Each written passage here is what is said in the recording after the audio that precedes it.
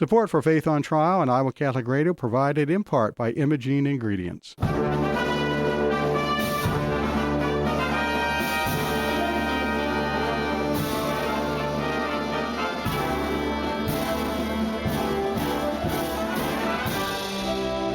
Our freedom of conscience and religion is being challenged by laws and regulations imposed by secular society. It's time to hear from the top Christian litigators in the nation who have come forward to tell us the truth and help us defend our faith. Hear ye, hear ye. All rise. Faith on Trial with Defender of the Faith, Deacon Mike Mano, is in session.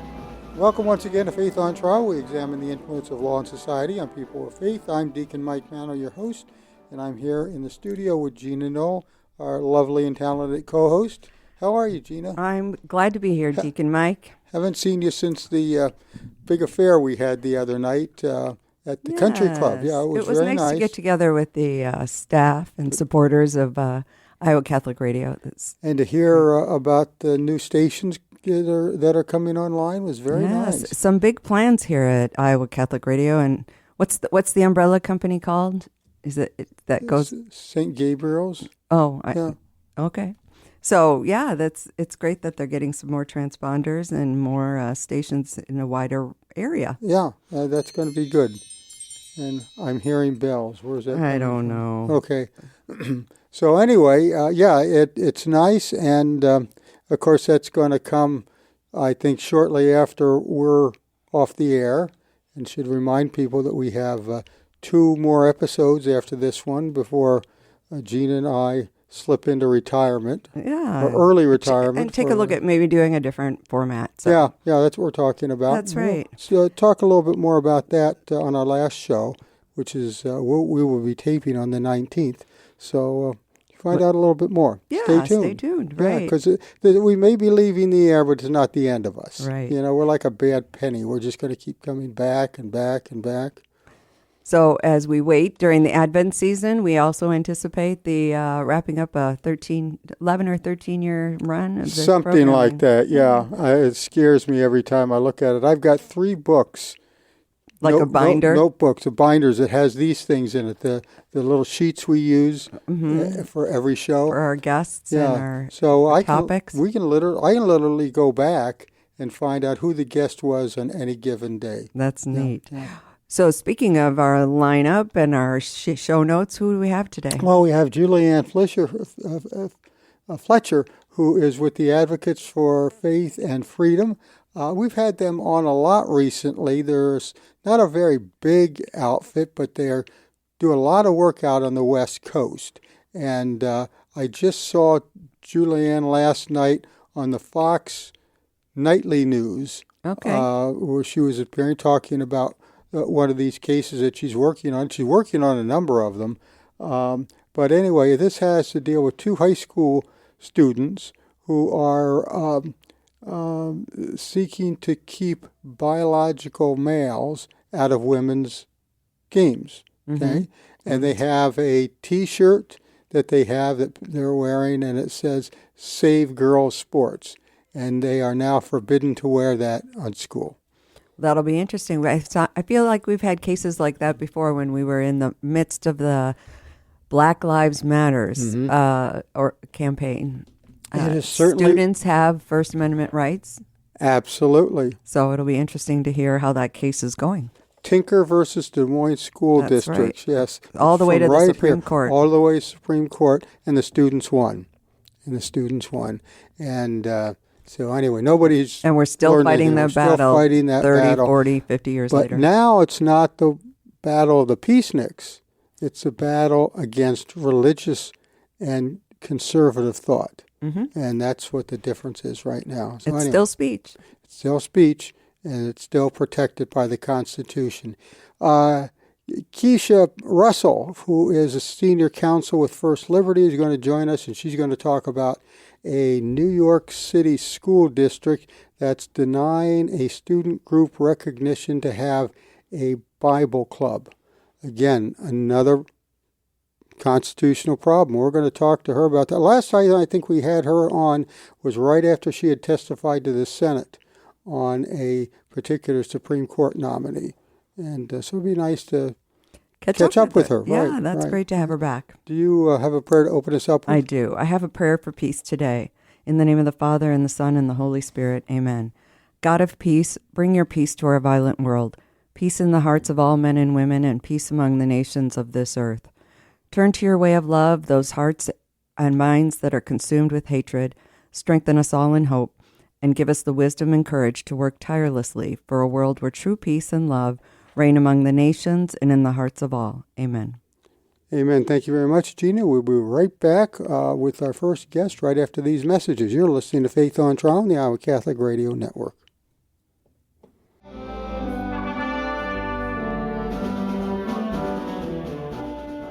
Welcome back. You're still listening to Faith on Trial on the Iowa Catholic Radio Network. And we have with us right now Julianne Fleischer, who is an attorney with the Advocates for Faith and Freedom. She was on Fox News last night. She got up early this morning to be on our program with us, so we're certainly appreciative of that. So anyway, Julianne, you know what the case is that we're going to talk about, so if you can kind of fill us in on the background of it and what is going on and what your part is on it all. Sure. Well, thanks for having me on. Happy to join you all this morning. So I am an attorney with Advocates for Faith and Freedom, and we recently just filed a lawsuit. I'm based out here in California, and we filed a lawsuit on behalf of two high school female athletes out here in California, Taylor and Caitlin. And the basis of the lawsuit is a Title IX cause of action and a free speech cause of action, and we filed it against their school district. And this all stemmed from the girls.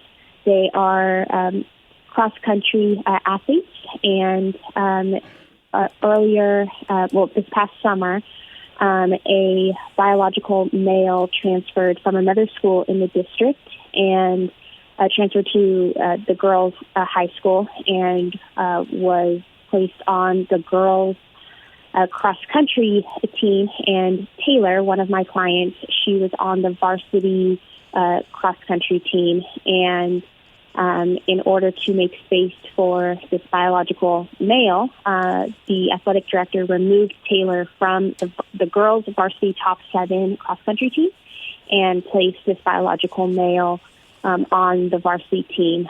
The school has specific varsity requirements. There's a long list of different eligibility requirements that Taylor has blown out of the water. She satisfied all of those requirements. She's team captain, worked really hard to get on varsity, and she ended up being taken off, and her position was given to this biological boy who had not met any of the varsity requirements. One of the requirements is a strict mandatory practice attendance, and out of, I believe, the 74 practices they had had so far this season, the student had attended only 13 of those practices.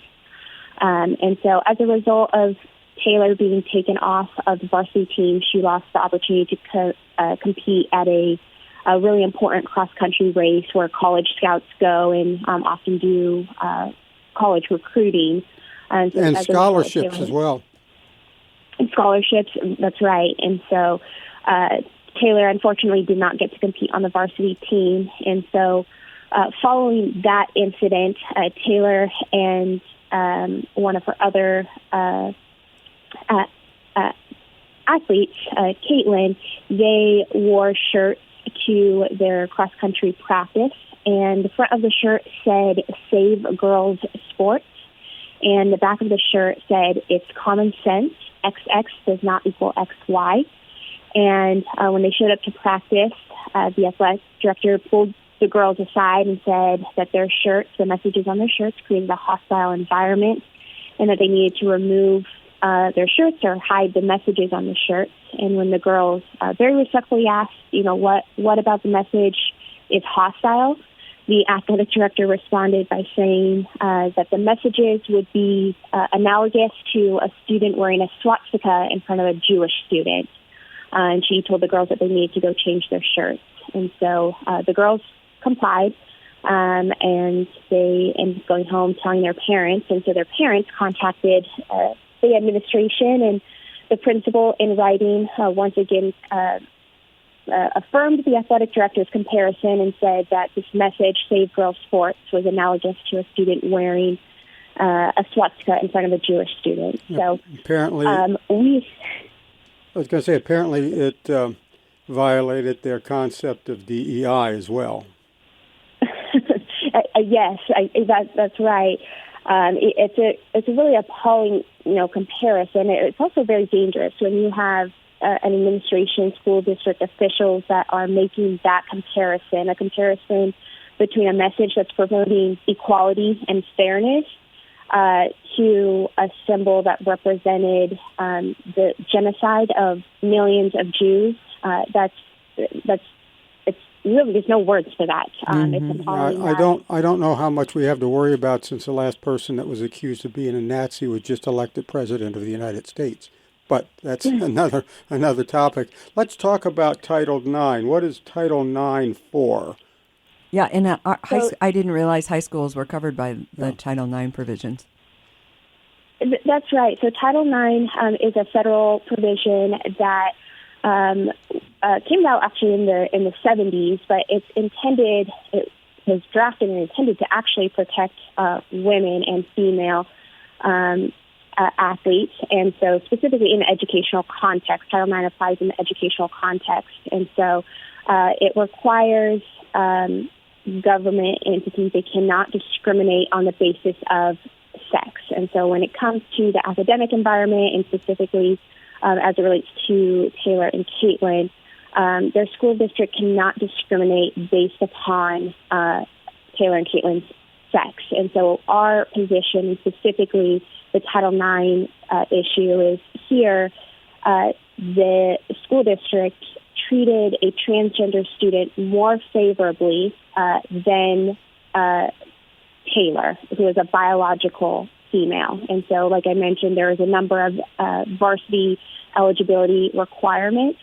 And instead of holding this transgender student to those varsity requirements, they scrapped those varsity requirements and placed this biological male on the girls' varsity team. And so that is a violation of Taylor's Title IX rights, because as a result, she lost out on those opportunities to be recognized by college scouts. And so Title IX, unfortunately, just with this current administration, there's been a lot of discussion on, the definition of sex and whether that also includes gender identity, and that there's been some litigation around Title IX, but specifically as the Congress intended it when they drafted it, and we have lots of court rulings as well, that sex is referencing biological males and biological females. And so the Taylor's school district cannot discriminate against Taylor because she is a biological female. That's prohibited by Title IX, and we're hopeful that either with this incoming administration, that a lot of the original intent for Title IX will be re-implemented and will help this lawsuit out. The one thing about Title IX that sticks in my mind is that over the years, several attempts administratively have been made to change that definition of sex from biological sex to gender identity, really. And each time they did that, it got turned down by the Supreme Court, or by the courts that heard these cases. And the other thing that they've done is they've adopted these rules, and one of the things that courts keep asking the plaintiffs in these cases is, well, where's the change in the law? We don't see a change in the law. Congress wrote it this way, that's the way it should be. And so they've gone back and they tried to get the law changed in Congress. And each time they've done that, it has failed. So Congress was in no mind to change the law to include transgender people in this. And yet, for some reason, they still keep pushing. And you have administrators like your principal and your athletic director that really are holding up DEI rules to push these people into places where they don't belong. And so, go ahead, Gina, you had something. Yeah, that's absolutely right. And it's unfortunate because we're seeing, grown adults. This is the administration that in an effort to treat one group, minority group, more favorably, they're doing it at the expense of others, like Taylor and Caitlin. These girls have worked really, really hard to excel in their sport. They've sacrificed a lot of time and energy to be the best that they can in this sport. And so for the school district to allow a biological male to come in and completely just sideswipe all of Taylor and Caitlin's efforts it's really disappointing, quite frankly. And that's why I'm grateful that we have Title IX, grateful that we have the courts that have recognized what Congress intended when they drafted Title IX, and we're hopeful that Title IX will step in to protect Taylor's rights, and not only just Taylor and Caitlin. I mean, this is a national conversation. We're seeing quite a few lawsuits pop up around the country as it relates to Title IX. So this is really an effort for female athletes across the country, and so often, we hear the talking points of equality and fairness and equality, but that conversation seems to stop when it comes to our female athletes. And so we're hopeful that this lawsuit will bring back equality for our female athletes. The word is equity, and that's the buzzword. That's the buzzword. Yeah. When they get into that, they don't mean equality. They mean something else. Gina, did you? Yeah, so the Title IX provisions are a federal set of rules for schools. How, in a normal world or under its original interpretation, what would be a penalty for the school for this kind of a violation? So it depends on the damages. In this sense, there's a colorable claim related to Taylor's lost opportunities to be recognized by College Scouts, to receive scholarships. And so in this instance, we're asking specifically that there's a declaratory judgment that the school district violated her Title IX rights, and then that they correct it and that they implement measures that uphold and support Title IX rights. But there is also monetary damages that can be associated with Title IX violations. But they can also, if there's evidence of continued Title IX violations, they can use federal funding as well. Okay. The individual damages for your client would be rather speculative in court, wouldn't they? They could be. It's really going to, come down to once we start doing discovery and looking at, the full extent of,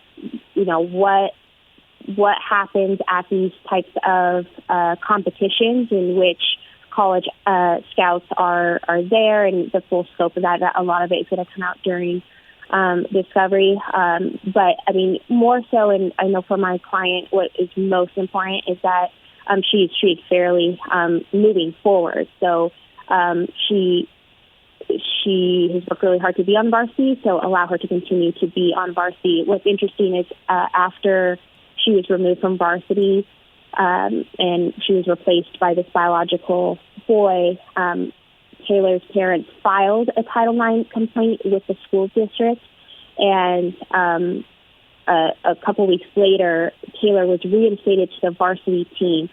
There was no change in the facts. There were no factors that had changed, and so we believe that school district recognized that they did something wrong because they were so quick to change course. But even though they changed course, there's always room for them to do that again. And so that's part of the basis of this lawsuit, is we want to make sure that the school district doesn't do that again. And, damages and looking forward, right? We're looking forward and how to ensure that Taylor's rights are not violated. And part of that is just holding the school district accountable for these initial violations, but also ensuring that the school district does not do that again to Taylor or to any other young female athlete. Let's talk about these T-shirts for a minute. This seems to be a First Amendment question, and it seems to be obvious viewpoint discrimination. Where are we with that aspect of this lawsuit? Yeah, so it's very clearly viewpoint discrimination. It's a clear attempt by the school district to censor a message that they don't like or they deem unpopular. And something that the district told the girls, the athletic director, was that this message creates a hostile environment. And that, again, as I said, the comparison to this message to a student wearing a swastika in front of a Jewish student, that comparison is appalling for many reasons. But also, when you look at the First Amendment and what it protects this sense of students being able to share their ideas, to express their viewpoints. Taylor and Caitlin do not lose their First Amendment rights when they get to the quote-unquote schoolhouse gate. They have a right to share their messages, and the school district, their school specifically, has pride flags all around the campus. Students wear team sport T-shirts. There's messages and logos all across the campus, but it's this one specific message, Save Girls Sports, that Taylor and Caitlin's administration did not like and attempted to censor. And so we believe that this is, as you mentioned, a very straightforward viewpoint discrimination case. And I think that the school district is going to have a difficult time showing that this is a hostile message. It wasn't directed at any student. It says Save Girls Sports. It doesn't say that anyone, if a biological boy wants to identify as a girl, the shirt doesn't say that. It really just, again, the shirt says it's common sense. It states a biological, scientific fact, and it just appears that this school district doesn't recognize biology or doesn't recognize science and wants to censor that message. Wow, it's amazing what's going on out there. Has the school answered the lawsuit yet? They haven't. So we just filed the lawsuit. So they have a little bit of time to answer the lawsuit. That should be in the next week or so that we get an answer from them. Do you know who's going to be defending them? Is this going to be their regular attorneys, or they have some special group of LGBT trans people coming in to put on the defense for them? As of right now, I believe it's their legal counsel. I'll be curious to see if they have a special interest advocacy group that steps in. But we're prepared to represent these girls, and that's part of the reason our organization exists. We represent these girls pro bono because of the issues that this case represents, the free speech aspect. We strongly believe in an individual's right to speak. These girls are also Christians, and we're a faith-based group, and so part of the First Amendment is ensuring that people are able to adhere to their religious beliefs and stand up for their religious beliefs and their convictions. And so us getting to step in and represent these girls is an honor for me, but also the other aspect, the Title IX issue, and just it's so much more than, we talked about equality, this buzzword. It's so much more than that. It's representing, the unique differences that God has created men and women, and celebrating the differences between men and women. And, that's, I think, in today's culture, it's really easy to want to try to, put men and women on this same field, but we're different, and that's okay. It's okay to have those differences. And so for Taylor and Caitlin, they have sincerely held religious beliefs as it relates to human identity, and that's carrying out and being displayed in all aspects of their life, all the way to the cross-country team. And so when we get to step in and help these individuals, it's an honor, and that's part of the reason why we get to do what we do, is because we have so many people that support our organization and allow us to represent individuals like Taylor and Caitlin and their families. We're getting pretty much to the end of our time, but I just have a couple of final things I want to ask you about. First of all, you've mentioned that this is not the first of these cases that has come up. Do you know what the batting average is on them for our side? So there's actually a number of lawsuits that are just a little bit ahead of ours, so it'll be interesting to see the outcome. One of the cases it involves the San Jose female volleyball team. Actually, some of the teammates that's the college in San Jose. Right. Some of the female athletes are part of a lawsuit. There's a biological male on their team, and they've joined a lawsuit and sued And we just had the regional conference. The district court refused to give them an injunction that they wanted. Yes, so that'll be interesting to see, how that litigation goes. And like I said, with the incoming administration, I think we're going to see a lot of protections restored to Title IX. So we're hopeful that we're going to have, a positive result with this lawsuit and the lawsuits that are a little bit ahead of ours as well. Well, that's very good. Now, I know you seem to be getting a little bit busier out there because we've had a number of attorneys from Faith and Freedom on. As a matter of fact, we had Bob on not too long ago, spoke with us for about 20 minutes. So it seems like this all is percolating up right now. So how can we help you? I know you have a website. Can people donate to Faith and Freedom through that website? And what is the website? Yes, thank you so much. Yeah, our website is faith, faith-freedom.com. And we have a donate tab. We really appreciate the support of so many generous donors. And like I said, we're pro bono, so we don't charge our clients for the work that we do because we are so passionate about the First Amendment, defending these constitutional principles. And so we rely very heavily on those that can financially support us. And then also, like I mentioned, we're a faith-based group, and so we also just need the prayer support and people, being willing to step in and pray for our clients, pray for us, and also just pray for favor over our cases. We also have a newsletter. People can sign up on our website for our newsletter, and we send out monthly updates on our cases and just keep people up to date on what's going on. And we take on cases across the country, not just here in California. So we stay very, very busy.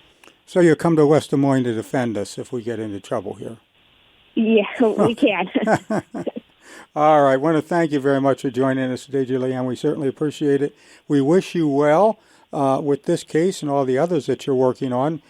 Say hello to Bob there and to Nicole for me. And we will be getting in touch with you sometime in the future. Like I say, we're going off the air here, but sometime in the future when we see what we're going to be in our next iteration. Great. Thanks so much. Thank you. God bless you. All right. We're going to take a break right now, and when we come back, we're going to have another guest with us from the First Liberty Institute. You're listening to Faith on Trial on the Iowa Catholic Radio Network.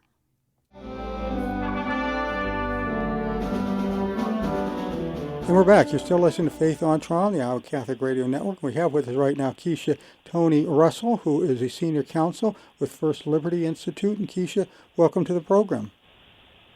Thank you so much for having me. Certainly. You are involved right now with a case. Let me again look at my paper here, my notes. It's for the New York City School District, where they are denying the request by students to have a Bible club in the school. Want to tell us about that? Sure. So it's actually in Waterville, New York, which is further upstate.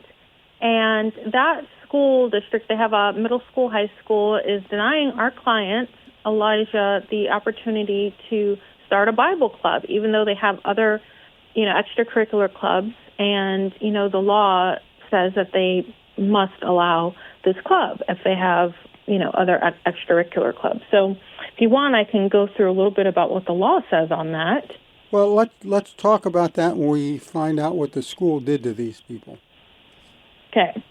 So basically, Elijah last year has asked the school, hey, I want to start a Bible club. I want to meet with my friends during lunch. We want to study the Bible and pray. And he was told no. And he was told that the school cannot, allow him to have a Bible club, like an quote official club, because it would be an endorsement of religion. And that was last school year. This school year, he's asked again, and he was told basically the same thing in writing and on the phone, he and his father. And so they contacted us and said, is there anything you can do? Isn't this wrong, et cetera? And we said, absolutely. I mean, the law on this has been clear for decades. You cannot throw a religious club out the window just because you don't want religion in your school. You have to treat religion neutrally, which means just like you can have an extracurricular club that's around Pride, for example, which they have, you have to also have a religious club. You can't, disregard the Bible club just because you don't want religion in your school. Yeah, and the funny thing is, they can ban all these clubs. It's when they take one that it opens up the door for all the others. That's right, yeah, and we're talking extracurricular clubs, so the difference would be a curricular club, right? A math club would be attached to the curriculum, but a chess club is not, and so that's called extracurricular. So if they have even one extracurricular club, they have to allow religious clubs as well. And most schools do have extracurricular clubs. Some even have satanic clubs. Yeah. We've had that issue on the program before. Yes, which is unfortunate. Exactly. But yeah, I mean that's the situation with Elijah and Waterville, New York. It's I've been at First Liberty for I guess almost 7 years now, maybe longer. I clerked for the Fifth Circuit last year, so I was gone for a year. And in coming back to First Liberty, just realizing how prevalent these issues are. I mean, this is just an 8th grader trying to start a Christian club. Right, and people ask us all the time, why do you take these little cases, quote unquote little cases? But they're not little. This is how religious persecution begins, and we have to put out those fires as soon as they start, otherwise they'll spread, and that's how you end up with a Coach Kennedy at the U.S. Supreme Court, right? Who won? Or even the case we heard yesterday, the Scarametti case. It's You gotta fight these things early and often. Now, the case you're referring to is the one that is it Tennessee has the law right. that you cannot transition minor children.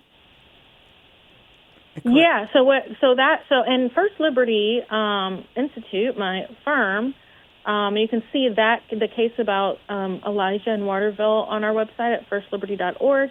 But then we also wrote an amicus brief in the Scarametti Supreme Court case. Those oral arguments were held yesterday. And that case is about Tennessee's ban on medical interventions or procedures for minors for sex changes. And so those kinds of procedures obviously are being blocked for anyone under the age of 18. And that was heard at the U.S. Supreme Court. The ACLU is asserting that it's an equal protection violation, which is rich. Flimsy. Flimsy, I said. Oh, yeah. Yeah, their argument is very quite flimsy, yeah. Oh, quite flimsy. They're saying this is discrimination based on sex, but neither minor boys nor minor girls can do it. So it's not discrimination based on sex, it's based on age. And we have dozens and dozens of laws that restrict what you can do by age. So all the state really needs is a rational basis for their law. And certainly preventing minors from making life-altering decisions is a rational basis. So we'll need to pray that case comes out the way it should as well. So, Keisha, in relationship to the New York case, we all know what the the free exercise clause is in our Constitution, but give us a little background on the Equal Access Act that's being used to support the student's case. Sure. So the Equal Access Act, which was signed by Congress in the 90s, I believe, and it basically says that all schools that receive federal funding, public schools, which is typically most or all of them, are required to treat religion neutrally. And that means that if they have one extracurricular club then they must allow religious extracurricular clubs. And so that's essentially what the Equal Access says. It's an old law, and it's been on the books for a long time. And it's at this point, I think it's inexcusable for any public school to deny religious clubs out of either ignorance or, we'll assume it's ignorance, right? But the law has been the same for a long time, so there's really no excuse for, in my opinion, educators not knowing this law and violating it. Especially school administrators who have probably been in schools for a very long period of time and have been exposed to it at some point in their education. And have been indoctrinated with it, yes. Well, absolutely. I mean, they've been a student before they were an administrator, so exactly. So this kind of reminds me of, my daughter went to a public high school, and they told them that it wasn't, if the students led the prayer outside of the school in the morning, that there was nothing they could do to stop them, but it was not allowed inside the school, and no administrator could support them in it. Is it similar to that sort of arrangement? Could they do the Bible club? Is it because it's in the facility? If they could do it maybe in the gymnasium or somewhere outside of the school, would that still be violation? Yeah, so you have to treat the club equally, essentially. And so what you're talking about is sort of the like prayers at the pole and things like that. Correct. Like students can have these clubs, and they're supposed to have access to advertising and the school space and all of that. And it's true at this point that the Equal Access says that the advisor can be like non-participatory advisor, but the school still has to provide an advisor, and they have to give the school or the club official status, just like they would any other club, so that you should be able to advertise, use the classrooms, all of those things. So they're not allowed to treat the religious club like, a bunch of student lepers or something, right? Okay. Like, so you have to treat them like you would any other. Give us some idea about the support that Elijah and his fellow classmates are receiving. Are there quite a few classmates who are interested in promoting this program, or are parents backing it? Are there some teachers that actually are saying, yes, let's let these students do this, but it's the administration is the roadblock? Give us an idea of what's Elijah's world in this issue. Well, he's got friends and people who are participating with him right now in terms of just like unofficially talking and about this club and wanting to do Bible study and everything. As far as how the teachers have responded, that I'm not sure of. I do know that the administration at this point is the block, and primarily Elijah spoke to the assistant principal, but really the entire district is liable for this conduct, even though it came from the school. It's the entire district that will have to, fix this and make sure that in all of their schools they follow the law. Now, you've just filed the lawsuit, is that correct? We didn't file a lawsuit yet. We sent a demand letter, and our demand letter is asking for the school to fix this situation by a certain date, or we will file a lawsuit. So we're trying to give them a chance to fix the situation for Elijah. Otherwise, we will definitely sue. Well, we know. And I was going to say, we know from the past that First Liberty has sent out a lot of demand letters, and you've corrected a lot of situations early on. Does this sound like it's something that's going to get corrected? We hope so. It's hard to know. We, meaning, and I also wanted to mention, we are working with the one of the top law firms in the country, Jones Day, on this case. So we're really excited to have partner Kevin Marshall on this case with us. I notice you do a lot of that. You partner with very reputable law firms in the area. Yeah, that really allows us to maximize our firm dollars. We're a nonprofit. We pay for litigation for our clients. We pay for all of that. Our clients never get a bill. That includes Coach Kennedy, whose case took 7 years. That's right. And he would have paid millions of dollars. He never got a bill from First Liberty. So in order to do that, we often partner with big law firms, and we can utilize our resources a whole lot better when we partner with firms like that who want to take on our cases pro bono. Very good. So next steps, we're waiting for the school district to respond. And Elijah just waits, or you said that they're gathering kind of informally at this point? Yeah, he just has to wait for the official recognition. Right now, I mean, he can meet with them just like any group of students can meet and talk, right? There's nothing special or formal about it at this point. Well, I don't know, So honestly, Keisha. There's some cases where kids can't informally talk at the school. We've had those cases in like the program before, yeah, like the elementary student who couldn't pray over his lunch in the cafeteria. So right, but things you those take are for real, granted. Yeah. So Yeah, I'm glad to that's hear true, that he that's can true. informally, have these discussions. Yeah, for sure. It's just, and I want to make sure that everyone knows that this is not enough. Like giving you sort of, a deficient amount or deficient benefits than what you would give the other clubs is not something that we should tolerate or allow. That's discriminatory treatment. Yeah. How much of this do you suppose is religious animus?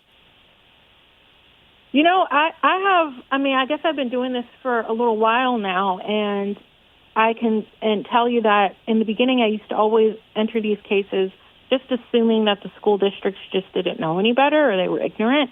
But at this point, I'm more intolerant of that because they're supposed to know. Mm-hmm. This is their job to know. And if you don't know, then you go look it up and you get counsel about it. And the fact that it's pretty obvious, I'm pretty sure you could find out what to do here with a simple Google search. Mm-hmm. It's really not that complicated. Well, and there's plenty of precedent cases at this point. Exactly. So it's just, there's really no excuse at this point. So do I think there's religious animus? I assume it at this point in all of these cases because there's really no excuse for saying no when the law says you have to say yes. That's right. I just think a lot of people say no because they don't think these students are going to do anything about it. Mm-hmm. And they definitely don't assume they're going to get a lawyer. Right. Yeah. Right. Off topic for a minute. You have a book coming out. Why don't you tell us about that real quick? Yeah, January 21st, 2025, I have a book coming out called Uncommon Courage, Defending Truth and Freedom While There Is Still Time. It's available on Amazon right now for pre-sale. But that book really is for people of faith. I really want people of faith to have more influence in the culture. And so I talk about a lot of different topics like education and criminal justice and even the media and its impact on the church, and how we can, sort of reclaim our role as the moral compass of the country and society. And so that's largely what the book is about. I also talk about some of First Liberty's cases and really why we do what we do, why religious freedom is the cornerstone freedom, meaning if you lose religious freedom, you'll probably end up losing all your freedom. Yeah. And we know that in history's past, that's what happens. So it's really just a book to empower, to inspire, and to inform the faith community to be more influential in the culture. Uncommon Courage. Mm-hmm. You haven't received a call from Mar-a-Lago yet, have you, over this? Which sound like they may need somebody up there helping do this. What's the name of the book again? Uncommon Courage. By Keisha Toni Russell. Yes, exactly. And it was, published by Harvest House. That company's been around a long time. Sure. Right. All right. Well, yeah, decades long. Well, we'll look for it when it comes out next month. And tell us how we can get a hold of First Liberty if somebody wants to find more information about your cases. Well, firstliberty.org. You can go there. You'll see information about all the things I talked about today. And then my website is KeishaToniRussell.com, and that has some information about my book as well. And on the First Liberty page, I take it there's a spot for donations if any of our people out here have spare change. I don't know how they have spare change left over in the Biden administration, but if they do and they want to send it along, where can they send it to? You can go right on firstliberty.org, and you can look, and there will be an opportunity for you to make a donation. Large or small will help all of our clients, so we'll appreciate it. And as you pointed out, I know as an attorney myself, litigation costs a lot of money. and somebody has to pay that. And these clients don't, because in many cases, these people could never afford to have legal representation, the legal representation that they need to prevail, especially like Coach Kennedy going all the way to the Supreme Court of the United States. I don't know, I don't want to know how much that cost you guys, but I'm sure it was a pretty penny. It definitely was. So, we do this way because, a lot of people of faith who end up in these situations could never afford it. And this is our ministry. This is what we're called to do by God. And so we do everything we can to get victory for our clients. So we'd be happy for any support. Very good, Keisha. We appreciate your time here today. We're pretty much out of time now, so we're going to have to let you go. But we certainly appreciate your time. We certainly wish you luck, and hopefully we can get some dollars in your coffer there to help with this case. And we'll have all of our prayers coming up, too, with you. Thank you so much for your support, guys. Thanks for having me on. Certainly. God bless you now. And we're going to take a short break to wrap up, and then we'll be right back. You're listening to Faith on Trial on the Iowa Catholic Radio Network.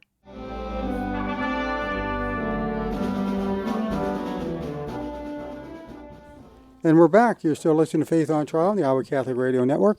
And Gina, again, another interesting program with two kind of related cases. One involving transgender students in school athletics, and the other one, children wanting to start a Bible club in a school, and they can't do it. That's right. And, I couldn't help but think through the programming and the questioning, it was much easier to go to school when we were kids. We didn't need a lawyer to participate in activities at school.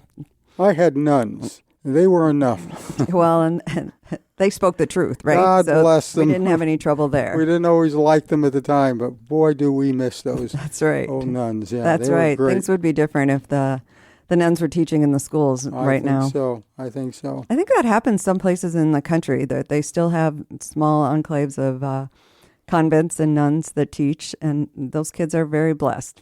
It was a transition that was made during the 60s, I think. Women were kind of kept out of a number of professions. There were things that they couldn't do. Couldn't obviously become priests. They could become nurses. You didn't see too many women's doctors. You didn't see too many women. So one of the things that women who were looking for something meaningful to do chose a convent. And I think when their options opened up for them a little bit, that's kind of the beginning of the decline a little bit. That's interesting because when I was in high school, we went on a field trip to a convent, and I was amazed. One of the nuns there literally was a brain surgeon and living in the convent. Mm-hmm. I thought, how do you reconcile that? But it's true. Where's your operating room here? Yeah.